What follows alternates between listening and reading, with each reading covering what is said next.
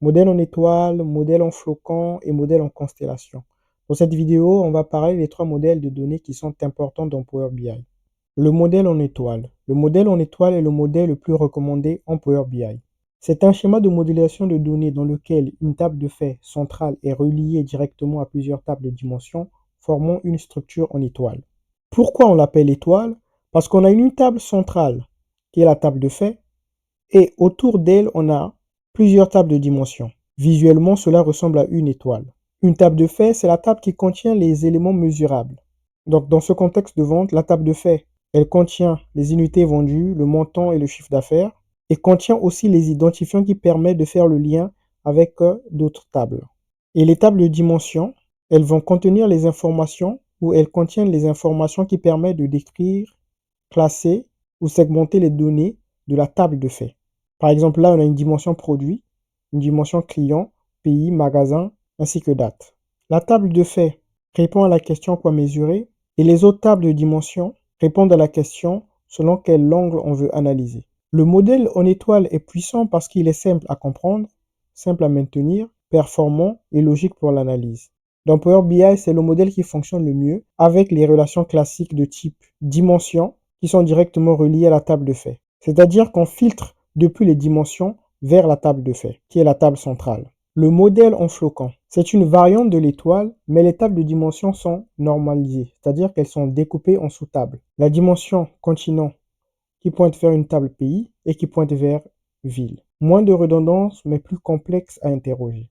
Le modèle en flocon ressemble au modèle en étoile, mais une différence importante dans le modèle en flocon, les dimensions sont normalisées. Ça veut dire qu'au lieu d'avoir une dimension complète, on la découpe en plusieurs sous-dimensions. Par exemple, au lieu d'avoir une dimension produit, on a dimension produit, sa sous-catégorie, ainsi que sa catégorie. Donc la dimension produit n'est plus directement attachée à toutes les informations. Elle passe par d'autres tables. Donc on passe de catégorie, sous-catégorie à produit. Visuellement, ça commence à se ramifier, d'où l'idée de flocon.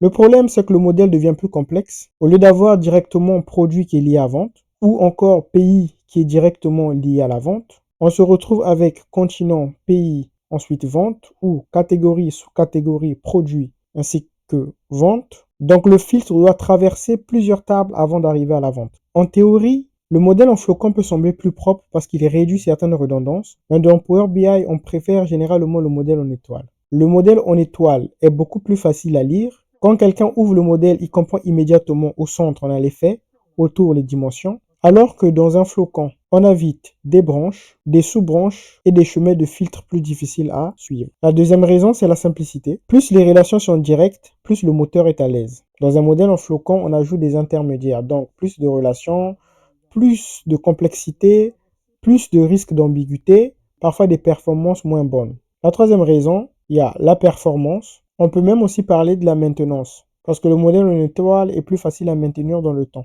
Dans un flocon, on passe plus de temps à se demander dans quelle table se trouve l'attribut, par quel chemin la relation passe, est-ce que le filtre circule correctement. Le modèle en constellation.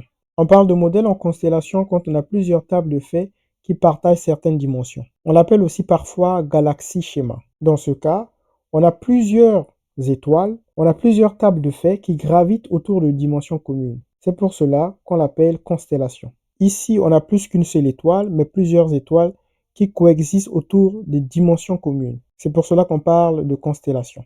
C'est utile quand on veut comparer plusieurs processus métiers. Par exemple, la production et les objectifs, les ventes et les objectifs de la vente, les commandes et les livraisons, et même des stocks et des mouvements de stock.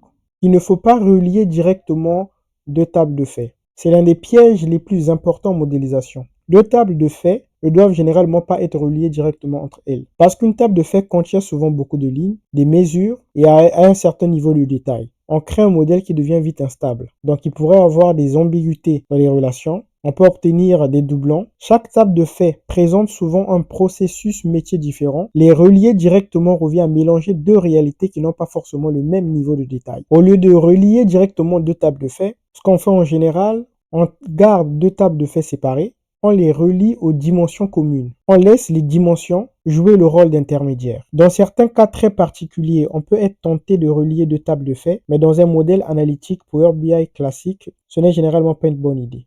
Le modèle en étoile est le modèle de référence dans Power BI parce qu'il place une table de faits au centre et les dimensions autour. C'est pour cela qu'en pratique, on préfère presque toujours le modèle en étoile. Le modèle en constellation, lui, par contre, il apparaît quand plusieurs tables de faits partagent des dimensions communes. On revient dans notre dataset Car Sales de la vue modèle pour s'occuper de la modélisation de notre donnée. Si cette vidéo t'a aidé à mieux comprendre la différence entre le modèle en étoile, flocon et constellation, pense à liker, commenter et t'abonner. Et on se retrouve dans la prochaine vidéo.